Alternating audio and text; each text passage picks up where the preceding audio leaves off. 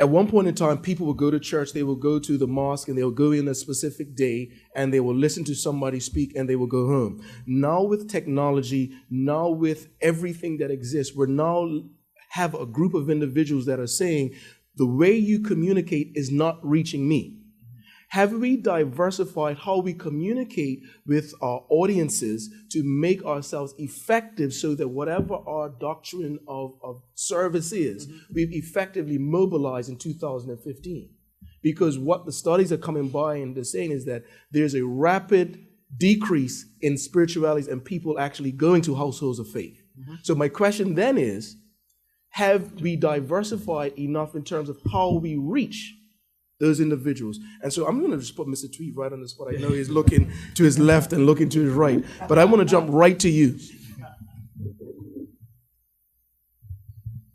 Speaking to a number of colleagues in the United States, some of whom pastor so-called mega churches, the latest trends have been that there are significant drops in church attendance. But the reason for that is that people have so many other opportunities and mediums through which to connect. So if I can connect through live streaming, or if I can connect on the radio or the internet, or if I can get a live tweet, or if I can use these other mediums, for many people, they feel as connected to a religious community. So they will utilize those mediums. They will also contribute financially and support those institutions financially through those various mediums. So while there is a decrease in actual church physical attendance, there's not a decrease if you now redefine what attendance means to include persons who connect to religious institutions through these various mediums. I just want to piggyback off of that. And if I just look at my group of friends, what you will find is persons are not attending church, but persons are becoming more spiritually connected. And I don't know why church doesn't attract a certain group of persons, whether the model has to change in terms of the church or not. But certainly the connectivity with God and persons' one spirituality is something I feel is increasing. Okay. If you look at the census data, you'll find that the largest group in Bermuda in terms of religion is the non-religious group, followed by the non-denominational churches. They are also growing fastest. The mainline denominations, with the exception of the Seventh-day Adventist Church, are in decline. So the question is religion relevant to people's lives today as it once was? Again, they've also been hit by the same wave of an aging population. So if you go into many churches today, they are an elderly population. That is not something that is going to be attractive to younger people. So in terms of the model, I think the model has to look at some of these trends that are taking place and then see what they can do to attract those who are younger. But then the question is, why do not young people see it as relevant? And these are the challenges that we are grappling with. Okay, I'm going to throw out some points right now, and I just want, Mr. Foley, I've got to give you an opportunity. Go on. You sure? Guys, I'm going to throw out some questions now because I want to get through them. I just need one person to take the mic. If it's burning within you, we're just going to get one person. One person per question now because we're getting into the back end of it. It is said that 1 year in an overseas business environment translates to 5 working years in Bermuda. Is there any truth to it? And if it is, explain why. And if it isn't, please tell us why it is not true.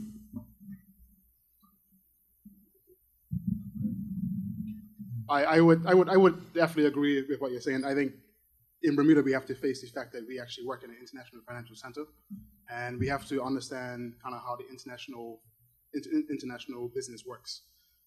Actually going away and actually having that experience, kind of exposing yourself to new opportunities, putting yourself in an uncomfortable situation gives you an amazing experience that you can actually bring back to Bermuda. and actually show that to everybody else. In the accounting profession, I think if you're able to, again, be able to relate to kind of international business and be able to kind of have a conversation at a high level, then that's going to be definitely, it's going to be definitely beneficial to you in being able to advance. Chris, I've been told I've got to keep you in it. Any comments really quick? Okay. We'll give you an opportunity to jump in. We've got to keep it quick. I'll tell this brief story. Back in, he says, keep it quick, and then says, brief story. Is that oxymoronic or what? 60 seconds. I think, I can't remember the year, but I was representing the Department of Statistics at an international literacy and life skills conference. And it was several countries there, Switzerland, United States, Canada, a number of them. And here I was with another local rep going to this conference as a statistician, and I'm going up there with the big boys. And something very, very positive happened during that time there. The two reps, myself and my colleague from Bermuda, amongst all of these experts, were asking all of these questions. And they were so impressed with our contribution that they pulled us aside and said, listen, we need to have a separate meeting with you because you've been contributing so much to this meeting.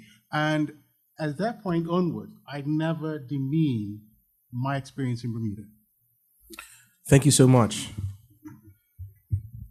Question one person again.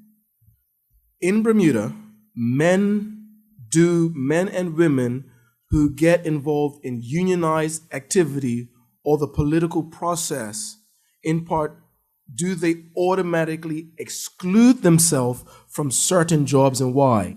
Let me be more specific.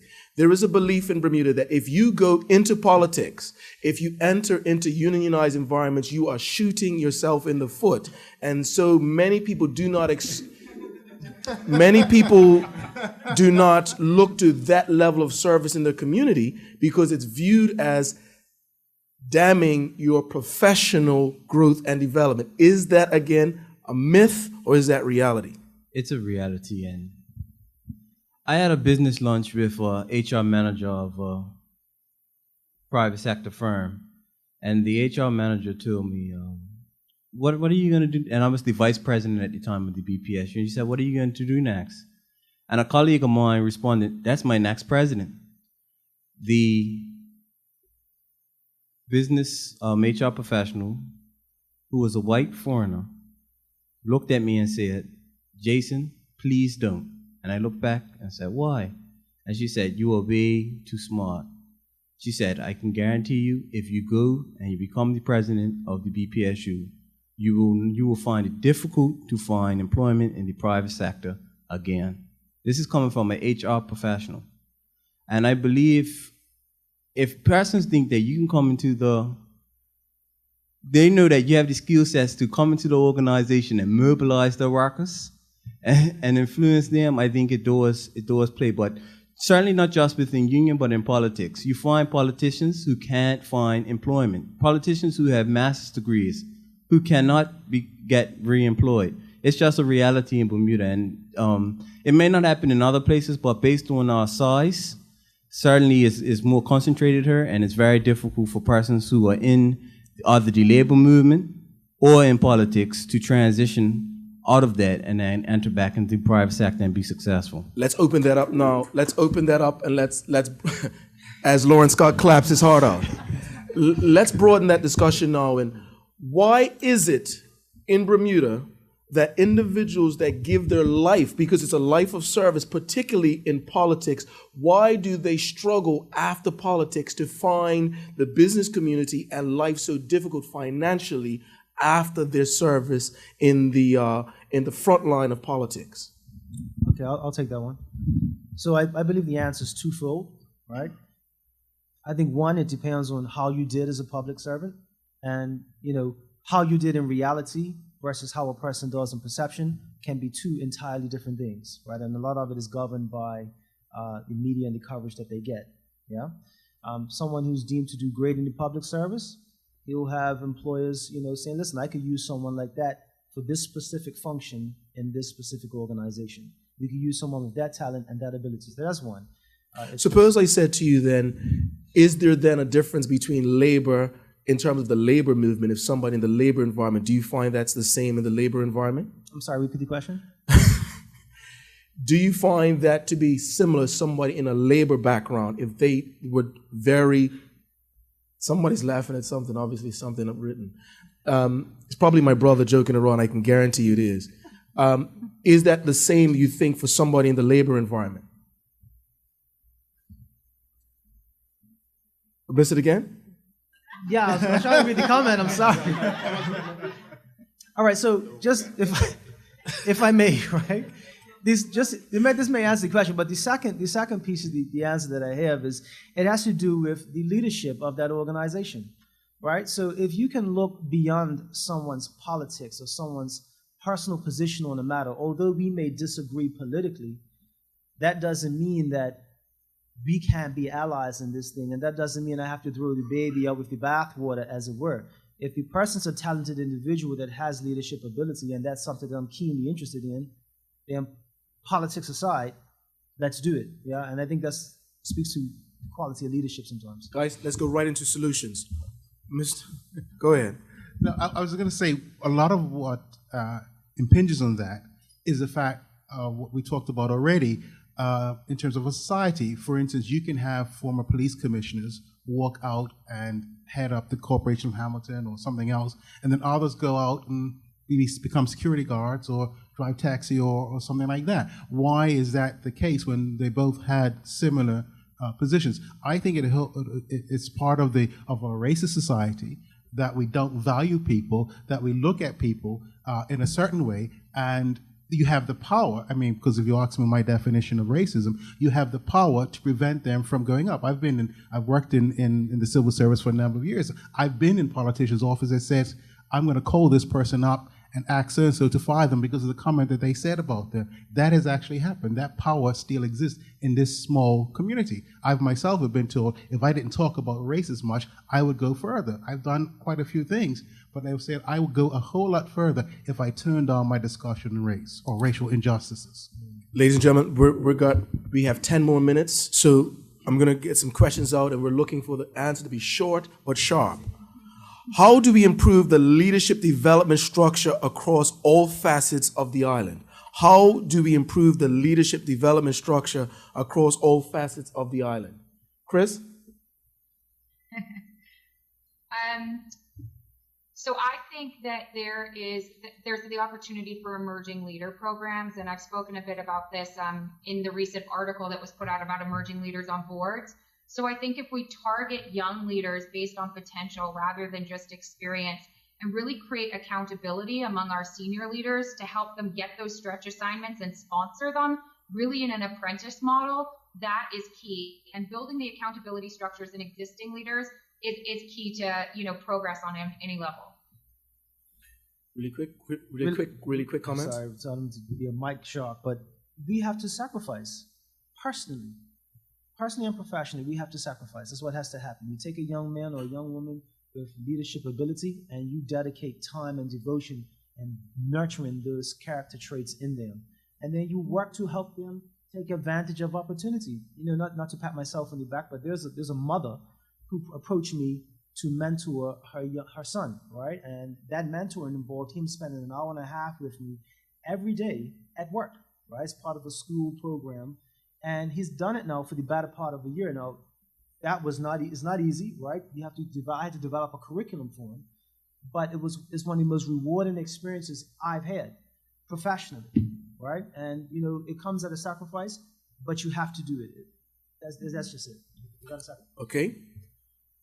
We've talked about diversity a lot tonight. How long do you feel before Bermuda truly can say we have reached a level of diversity on all facets of the leadership and the business model?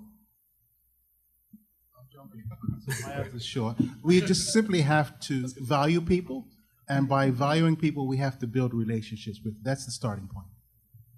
Anybody else?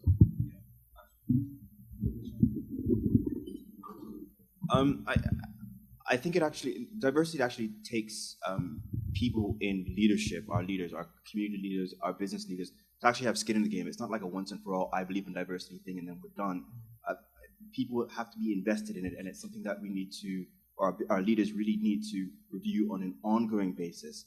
We haven't talked about things like affirmative action, affirmative steps, or quotas. Germany has just introduced a law in the last week that says that 30% of the women of the supervisory board of companies have to be women. It's a phenomenal step in taking affirmative action in Germany. The question is, do we do something as extreme and progressive in Bermuda, or do we adopt another model? And we have to talk about actual numbers of the numbers of individuals and demographic groups that we want to see represented in political leadership and business leadership.